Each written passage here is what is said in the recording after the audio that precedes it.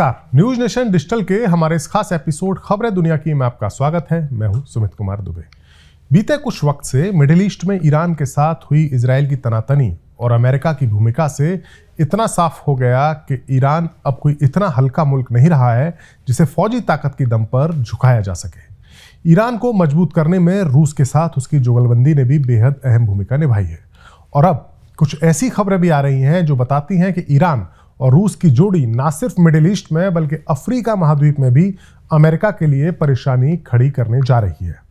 अपने इस वीडियो में हम बात करेंगे कि कैसे ईरान अफ्रीका में अपनी पकड़ मजबूत कर रहा है, लेकिन उससे पहले आपको ईरान के दोस्त यानी रूस की अफ्रीका में बढ़ती हुई भूमिका से रूबरू कराते हैं जिसने अमेरिका के माथे पर पसीना ला दिया है। दरअसल अफ्रीका एक ऐसा महाद्वीप है जिसमें मौजूद मुल्कों की गरीबी और उनका पिछड़ापन किसी से छुपा नहीं है।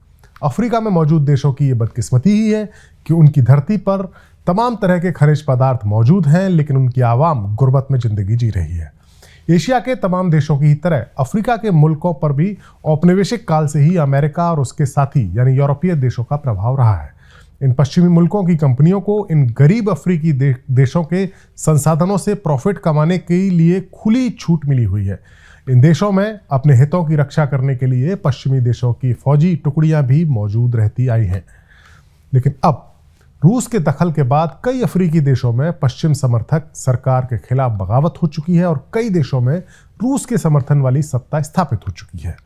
ऐसा ही एक अफ्रीकी मुल्क है नाइजर, जहां पिछले साल तख्ता पलट हुआ था और अमेरिकी परस्त सरकार की जगह या यूं कहे कि फ्रांस परस्त सरकार की जगह रूसी समर्थक मिलिट्री जुंटा ने सरकार की कमान संभाल ली है।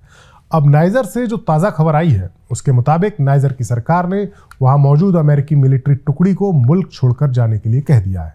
और यही नहीं, नाइजर में अमेरिका को एक बड़ा झटका देते हुए उस सरकार ने अपने एयरबेस में मौजूद अमेरिकी फौजियों की जगह रूसी मिलिट्री को एंट्री करने की इजाज़त दे दी है। रूस के सैनिकों को जिस एयरबेस में घुसने की इजाज़त दी गई है वो अमेरिकी सैनिकों के पास रहा है। मीडिया रिपोर्ट्स के मुताबिक रूसी फौज ने नाइजर में एक एयरबेस में एंट्री कर ली है और ये कदम नाइजर की जुंटा यानी जो सरकार चला रही है उसकी अमेरिकी सेना को देश छोड़कर बाहर जाने के फैसले के बाद उठाया गया है। नाइजर के मिलिट्री शासन ने हाल ही में अमेरिका से कहा था कि वो अपने 1000 फौजियों को वापस बुला ले। यह एयरबेस नाइजर की राजधानी नियामी के डियोरी हमानी इंटरनेशनल एयरपोर्ट के पास में ही मौजूद है, यानी इसकी लोकेशन बेहद खास है। अमेरिका और उसके साथी देश बीते कुछ समय में अफ्रीकी देशों से उनको सेना वापस बुलाने के लिए मजबूर होना पड़ा है। नाइजर के अलावा अमेरिकी सैनिकों ने हाल ही में चाड को भी छोड़ दिया था और इसी तरह अमेरिका के साथी फ्रांस की भी फौज को माली और बुर्किना फासो से बाहर कर दिया गया। लेकिन नाइजर में रूस का प्रभाव स्थापित होना अमेरिका के लिए एक बड़ा झटका है, क्योंकि नाइजर वो अफ्रीकी देश है जिसमें दुनिया की बड़ी शक्तियों को खासी दिलचस्पी है और इसके पीछे की असली वजह है नाइजर में यूरेनियम का वो खजाना जिसके लिए अमेरिका और फ्रांस जैसे देशों के हाथ से निकलकर वो अब रूस के हाथ में पहुंचने की संभावना जताई जा रही है। सबसे पहले आपको नाइजर के ताज़ा हालात से रूबरू कराते हैं। दरअसल नाइजर में बीती 26 जुलाई को यानी पिछले साल 26 जुलाई को डेमोक्रेटिक तरीके से चुने गए प्रेसिडेंट मोहम्मद बजोम को गिरफ्तार करके सत्ता पर कब्जा कर लिया गया था और फौज ने ऐसा किया था। बगावत करने वाले ग्रुप रूस का समर्थक माना जाता है। नाइजर में फ्रांस के मिलिट्री बेस पर उसके और अमेरिका के 1000 से ज़्यादा सैनिक मौजूद थे। नाइजर दुनिया में सबसे गरीब देशों में से एक है। इसकी आबादी यानी 80% आबादी खेती पर निर्भर है। करीब 2.5 करोड़ की आबादी वाले नाइजर की 20% जनता बेहद गरीबी में जीवन यापन कर रही है। लेकिन नाइजर की धरती कई तरह के प्राकृतिक संसाधनों से भरपूर है और खासतौर से नाइजर में यूरेनियम का बड़ा खजाना मौजूद है। क्लीन एनर्जी के लिए यूरेनियम फ्रांस समेत पूरे यूरोप की बड़ी ज़रूरत है। नाइजर दुनिया में यूरेनियम का 5वां सबसे बड़ा उत्पादक देश है। 2019 में इसने 2500 टन के करीब यूरेनियम का निर्यात किया था। यूरोपीय यूनियन ने साल 2022 में अपनी ज़रूरत का 25% यूरेनियम नाइजर से ही खरीदा था। इसके अलावा नाइजर में सोना, चांदी, कोयला, जूना, पत्थर, नमक, टिन और सीमेंट और जिप्सम के बड़े बड़े भंडार मौजूद हैं। नाइजर के पास इतने बड़े खनिज भंडार को तो मौजूद है, लेकिन उस पर मालिकाना हक फ्रांस या उसके सहयोगी देशों की कंपनियों का ही होता रहा है। और यही बात नाइजर के लोगों के मन में घर कर गई कि पश्चिमी देश उसके संसाधनों का दोहन कर रहे हैं और फिर लोगों के सेंटिमेंट्स का फायदा उठाकर फौज ने बगावत करके सत्ता अपने हाथ में ले ली और इसके लिए उसका साथ दिया रूस ने। अब हम आपको बताते हैं कि कैसे ईरान भी अफ्रीका महाद्वीप में अमेरिका के लिए चुनौती बनता जा रहा है। ईरान के साथ अपनी दुश्मनी के चलते अमेरिका ने उस पर तमाम तरह की पाबंदियां लगाई हुई हैं।